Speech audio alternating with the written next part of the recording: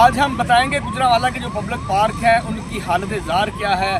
وزیر اعلیٰ پنجاب مریم نواز شریف اور حکومت پنجاب کی جانب سے جو ہے پبلک پارک کی بہتری اور صفائی ستھرائی کے حوالے سے جو ہے اربوں روپے کے فنڈ جو ہے خرچ کیے جانے کا دعویٰ کیا جا رہا ہے،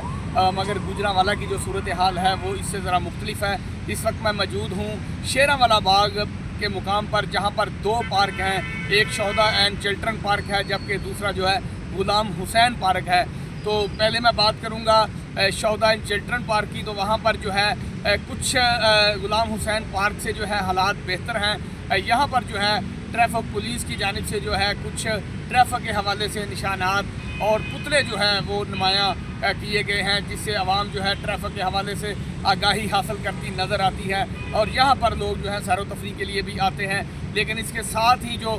غلام حسین پارک ہے، جہاں پر بڑے بڑے سیاسی قائدین جو ہیں انہوں نے یہاں سے آ کر اپنی سیاست کا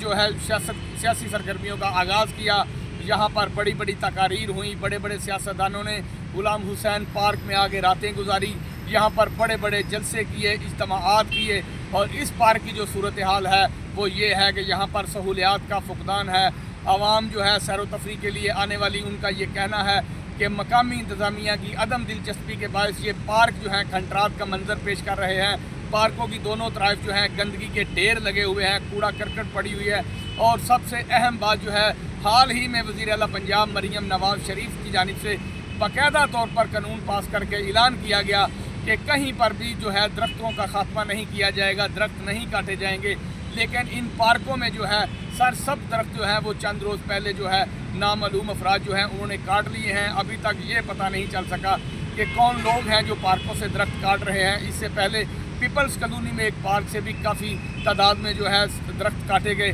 پنجاب حکومت کا نعرہ ہے سرسبز پنجاب، لیکن درختوں کا کٹاؤ اور مقامی انتظامیہ کا پارکوں کے حوالے سے عدم دلچسپی ایک سوالیہ نشان ہے۔ اہلیان گجرانوالہ پہلوانوں کے شہر نے مطالبہ کیا ہے وزیر اعلیٰ پنجاب مریم نواز سے کہ گجرانوالہ کے پارکوں کی تزئین و آرائش اور یہاں پر بنیادی سہولیات کا جو فقدان ہے اس کے خاتمے کے لیے انتظامات کیے جائیں۔ جی